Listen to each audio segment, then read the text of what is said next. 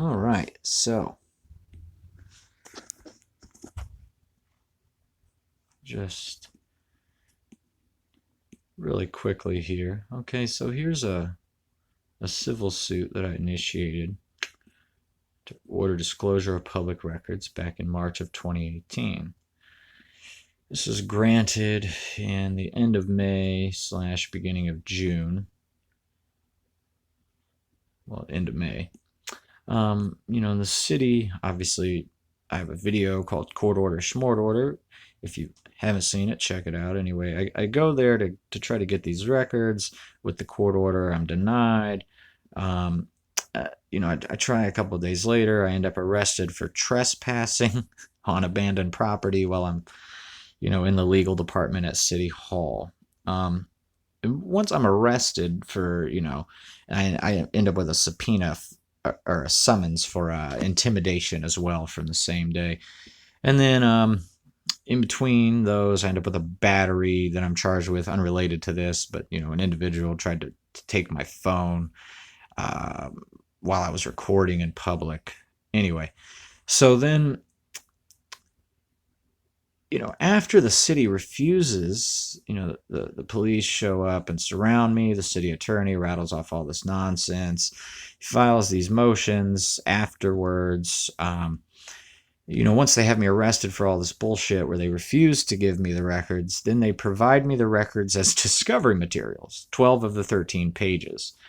The judge responds, I respond, and I say, basically, hey, they gave me 12 of the 13 pages. Can this dude count? Where's the 13th page? What's going on?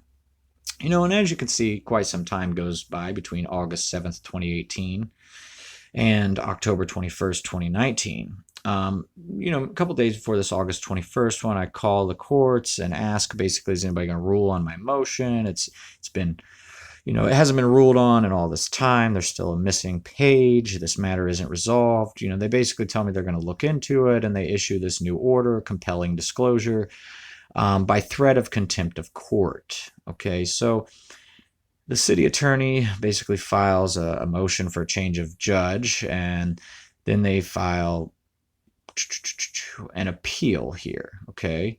The Court of Appeals. They accuse me of ex parte communication. They basically accuse the judge of misconduct. The judge ends up recusing, saying that the city attorney created a cyst in this case. It ends up with a special judge eventually. And a special judge enters their appearance January 23rd of this year. The Court of Appeals is basically, responding to Nick Otis's version of the story. So what he ends up doing is filing a motion to correct the record, where he is now trying to resubmit these records. And he's trying to have them sent to the clerk for the Indiana Supreme Court, or the Court of Appeals, by the LaPorte County Clerk's office as confidential. And obviously you can see the special judge isn't doing much. The clerk's not entering anything else on the docket for this cause number, even though in this cause number for the Court of Appeals, she's been ordered to do so several times. Okay, so he got a stay on the order that would hold him to a contempt of court proceeding if he didn't provide these documents.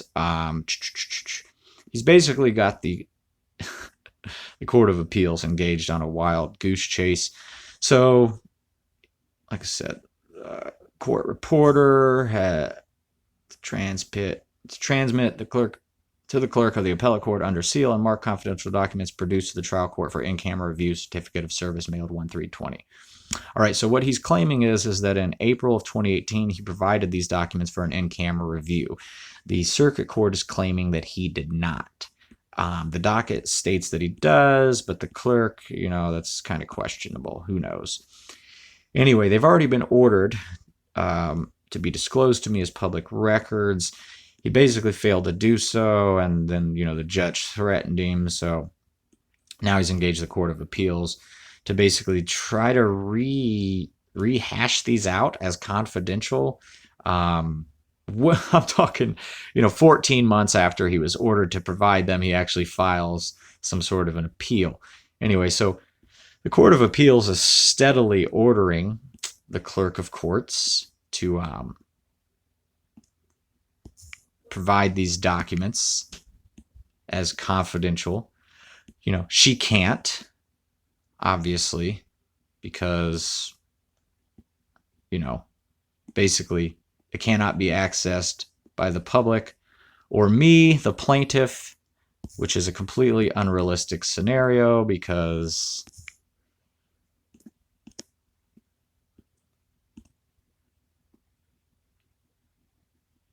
all you got to do is go right here, bam, click right there.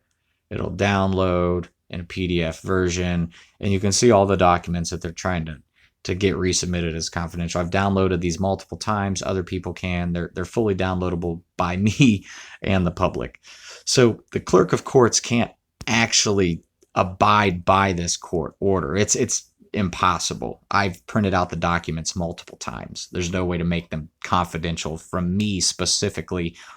Maybe the public, if they were to actually update this docket and take this downloadable PDF off at some point. But as you can see right now,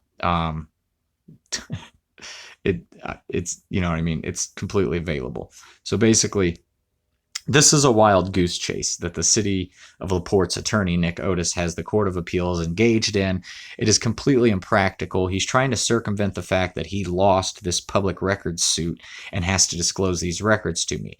The problem is the 13th page is very damaging. And he cannot in any way, shape, or form provide that to me because it's bad. It's likely the trespass list for the City of LaPorte Police Department, which is going to have more people than me suing them. So this is what he chose to do, was lie to the Court of Appeals and send them off on a wild goose chase. And eventually they're going to try to enforce their court orders against the Clerk of Court, Kathy Kroback, and she's going to throw the city attorney, Nick Otis, under the bus. And I am going to enjoy updating you all on that when it happens. But until then, keep an eye on this. It's pretty interesting. If you can see another angle that this dude is on other than trying to ruin his career, I'd be glad to hear it in the comment section. You guys are pretty vocal with your alternative theories. But yeah, by all means, let me know if you can figure out where this is a brilliant plan at, because it looks pretty stupid to me. Anyway, thanks for watching. As you can tell, I'm back at it. Took a small break, but here we go once again. More to come.